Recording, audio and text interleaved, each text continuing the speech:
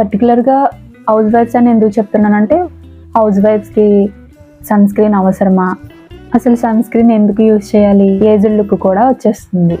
ఇది మాయిశ్చరైజర్ లాగా యూజ్ అవుతుంది అండ్ సన్ ప్రొడక్ట్ కూడా యూజ్ అవుతుంది.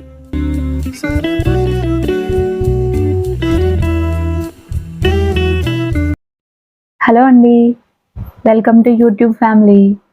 ఈరోజు మన వీడియో వచ్చేసి సన్ స్క్రీన్ గురించి అండి.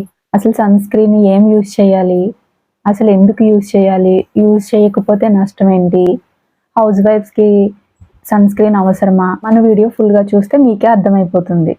మీరు కనుక మన ఛానల్ ఫస్ట్ టైం చూస్తున్నట్లయితే మన ఛానల్ని సబ్స్క్రైబ్ చేసి లైక్ చేయండి.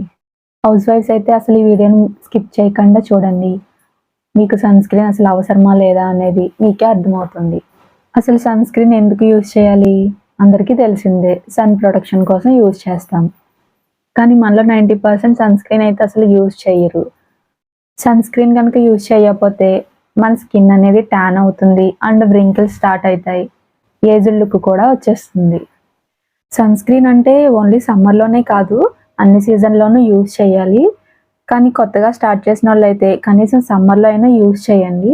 మ్యాక్సిమం హౌస్ వైఫ్స్ అయితే ఇంట్లోనే ఉంటారు కాబట్టి సన్ స్క్రీన్ అవసరం లేదనుకుంటారు. ఇంకా సమ్మర్ అంటే ఆడవాళ్ళకి వడియాలు పట్టడం, పచ్చళ్ళు పట్టడం, ఎండంతా ఇంకా మనకే కదండి ఉండేది. మీ స్కిన్ గురించి మీరే ఆలోచించాలి. కనీసం ఈ సమ్మర్ నుంచి అయినా మీరు సన్ స్క్రీన్ వాడడం అయితే స్టార్ట్ చేయండి. మీ స్కిన్ డ్యామేజ్ కాకుండా మీరే కాపాడుకోవాలి. మరి ఎలాంటి సన్ స్క్రీన్ యూజ్ చేయాలి అనే క్వశ్చన్ వస్తే కనుక మీ స్కిన్ టైప్ని బట్టి సన్ స్క్రీన్ని సెలెక్ట్ చేసుకోవాలి. అలాగే నేను యూజ్ చేసే సన్ స్క్రీన్ ప్రొడక్ట్స్ కూడా మీకు చూపిస్తాను.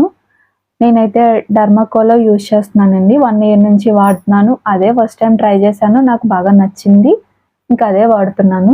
మీకు చూపిస్తాను. డర్మాకోలో అల్ట్రా మట్టే సన్ స్క్రీన్ జెల్, దీని పిక్ నేను మీకు సైడ్ యాడ్ చేస్తాను. ఇదైతే ఆయిలీగా అయితే అస్సలు ఉండదు. ఇది SPF 60 అండి.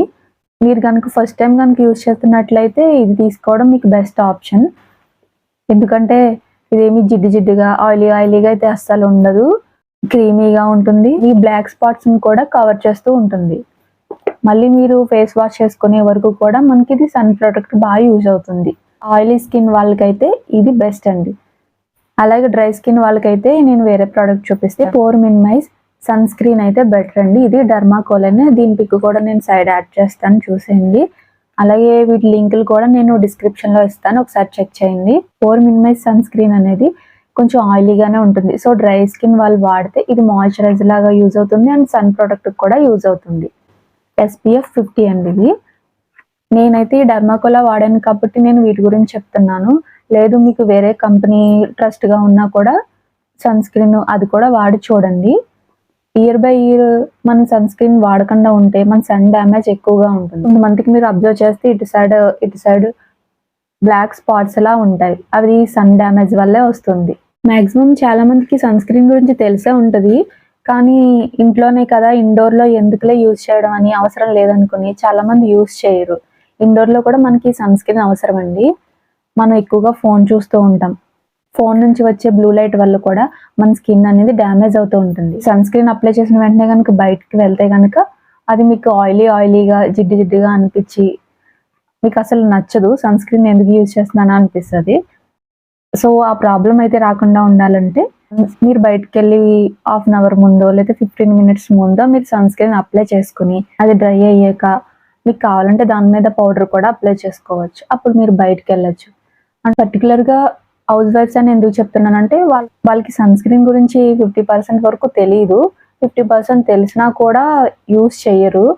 అందుకనే వాళ్ళ కోసం నేను స్పెషల్గా ఈ వీడియో చేస్తున్నాను. మన వీడియో కనుక మీరు ఫస్ట్ టైం చూస్తున్నట్లయితే లైక్ చేసి సబ్స్క్రైబ్ చేసి మీ సపోర్ట్ మాకు ఇవ్వండి. అంతేనండి ఈ వీడియో. ఇంకా బాయ్.